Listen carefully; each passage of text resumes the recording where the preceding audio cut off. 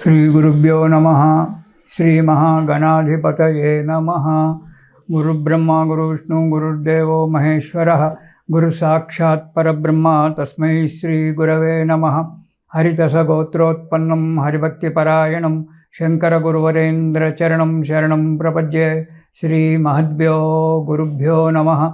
सदाशिवसमारम्भां व्यासशङ्करमध्यमाम् अस्मदाचार्यपर्यन्तां वन्दे गुरुपरम्पराम्। अरुणां करुणातरङ्गिताक्षीं धृतपाशाङ्कुशपुष्पबाणचापाम् अनिमाधिरयूरुताम् अयूकैः अहमित्येव विभावयेद्भवानीम्। ఓం శ్రీమాత్రే నమః శ్రీమాత్రే నమః శ్రీమాత్రే నమః। ఇక 12వ రాశి చివరి రాశి మీనరాశి. ఈ రాశి వారికి ఈ నెలలో వృత్తి వ్యాపారాల్లో మంచి డెవలప్మెంట్ ఉంటుంది, అభివృద్ధి బాగా ఉంటుంది. పట్టుదలతో కార్యక్రమాలు సాధిస్తారు, కార్యక్రమంలో దిగ్విజయంగానే ఉంటారు, సంతోషంగా ఉంటారు. కొత్త వారి చేత పరిచయం ఏర్పడుతూ ఉంది. వారి యొక్క పరిచయం వల్ల ఇంకా మీ యొక్క వృత్తి వ్యాపారాల్లో ముందుకు అడుగేయడం జరుగుతూ ఉంటుంది. కానీ ఆరోగ్యాన్ని జాగ్రత్తగా కాపాడుకోండి.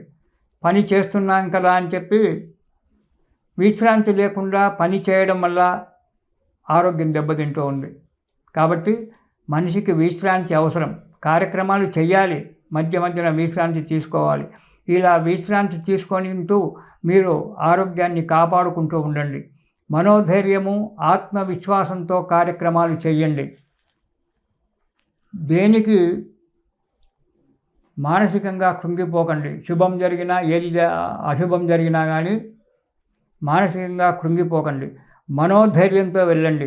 ఈ కార్యము నేను చేయగలుగుతాను అనేటువంటి ఒక ఆత్మవిశ్వాసంతో అడుగు ముందుకెయ్యండి. ఆ పని మీ నుంచి అవుతుంది, మీరు చేసి తీరుతారు, శుభాన్ని పొందుతారు. కొన్ని విషయాలలో మోసపోవడానికి ఆస్కారం ఉంది. ఆర్థిక విషయాలలో కానీ ఇతర విషయాల్లో కానీ ఎక్కువగా ఆర్థిక విషయాలలో మోసపోవడం అనేటువంటి జరుగుతూ ఉంటుంది. జాగ్రత్తగా ఆలోచించండి.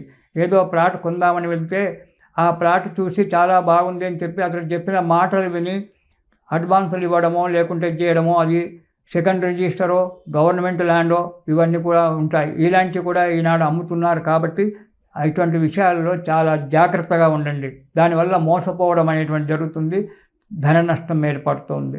ప్రతి అడుగు కూడా ఆలోచనతో మంచి అడుగు ముందుకేసినట్టయితే శుభం జరుగుతూ ఉంటుంది. ఇక మొదటి వారం చూసినట్టయితే మంచి ధనలాభం ఏర్పడుతుంది మీకు, వ్యాపార వృత్తిలో కానీ వ్యాపారంలో కానీ. వృత్తి వ్యాపారాల్లో మంచి డెవలప్మెంట్ అంటే అభివృద్ధి చాలా బాగా ఉంటుంది. అధిక ప్రయాణాలు చేయడం జరుగుతుంది. దానివల్ల ధన వ్యయము, ఆరోగ్య నష్టము, మనస్తాపం కలుగుతూ ఉంటాయి. ఇక్కడి నుంచి 100 కిలోమీటర్లు ప్రయాణం చేసిన తర్వాత అక్కడ అతను కలవలేదంటేనో పని కాలేదంటేనో మనస్తాపం ఏర్పడుతుంది, అలసట ఏర్పడుతుంది, ఆరోగ్యం దెబ్బతిరుగుతుంది. ఇక 2వ వారం గురించి ఆలోచిస్తే కొద్దిగా అనారోగ్యం ఏర్పడుతుంది. శారీరకమైన బాధ అంటే శరీరంలో బాడీ పెయిన్స్ అంటారు. ఈ బాడీ పెయిన్స్ రావడము, మనస్సు మందగించి ఉండడము, ఏ కార్యక్రమాన్ని చేయడానికి ముందుకు పోవడానికి ఆలోచన రాకపోవడము జరుగుతుంది. ఇందులోనే స్థానచలనం అనేటువంటి జరగడానికి కూడా ఆస్కారం ఉంది. కొన్ని అశుభ వార్తలు కూడా వినడానికి ఆస్కారం ఉంది. దగ్గరి ఆప్తుల వల్ల కావచ్చు, దగ్గరి స్నేహితుల వల్ల కావచ్చు, కొన్ని అశుభ వార్తలు వినడానికి ఆస్కారం ఉంది. కాబట్టి మనస్సును ధైర్యంగా ఉంచుకోండి. తొందరపాటుతనం దేనికి కూడా పనికిరాదు 2వ వారంలో. ఇక 3వ వారం కనుక చూసుకున్నట్టయితే కుటుంబంలో సుఖము సంతోషము ఏర్పడుతుంది. మంచి మనశ్శాంతిగా ఉంటుంది.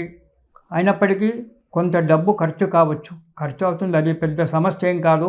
కొంత డబ్బు ఖర్చు కావచ్చు. దాని గురించి ఆలోచించవలసిన అవసరం లేదు. రావాల్సిన ధనము చేతికి సమయానికి రాకపోవడం వల్ల కూడా కొంత మనశ్శాంతి లేకుండా పోతుంది.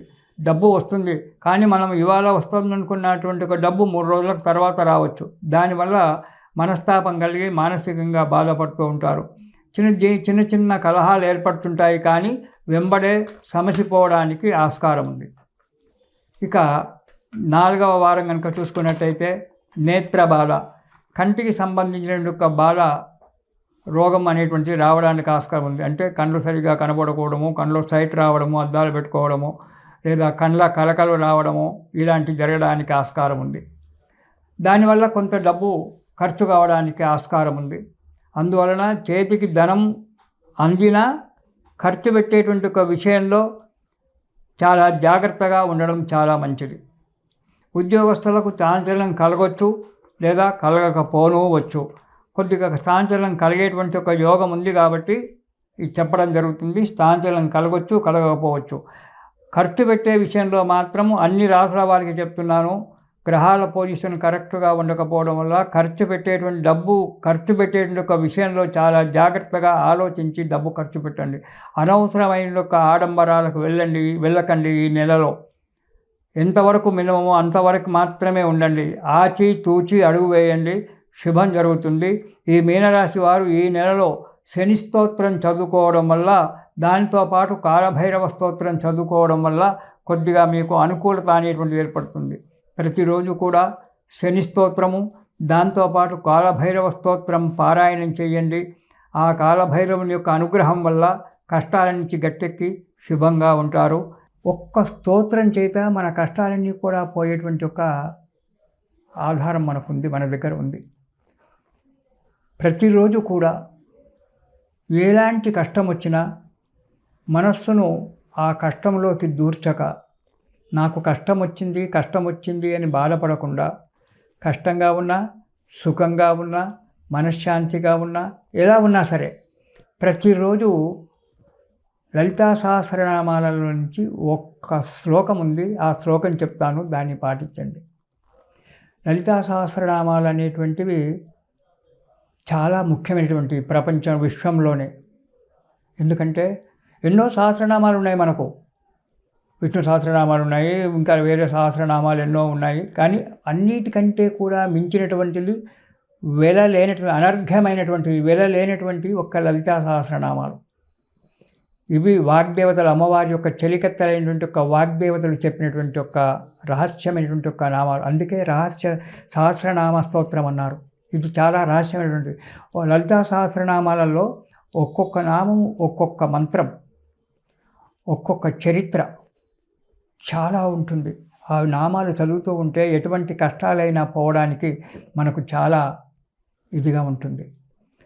మొట్టమొదటి నామమే తీసుకోండి లలితా నామాలలో. ఓం శ్రీమాత శ్రీ మహారాజ్ఞి శ్రీమచ్ఛిమ్మాసనేశ్వరి.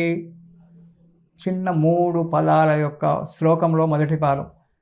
ఇందులో ఎంతో గొప్ప అర్థం దాగి ఉంది. శ్రీమాత సృష్టించేటువంటిది. మాత అంటే తల్లి కదా సృష్టించేది. శ్రీ మహారాజ్ఞి చాలా ఉంది చెప్పాలంటే, కానీ అది ఇప్పుడు తొందరగా కాదు, చిన్న విషయాన్ని చెప్తేస్తున్నాను.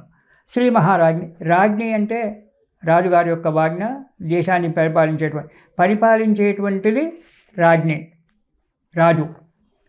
మాత అంటే తల్లి. ఈ మాతనే అక్కడ బ్రహ్మదేవుడు సృష్టిస్తున్నాడు, సృష్టికర్త.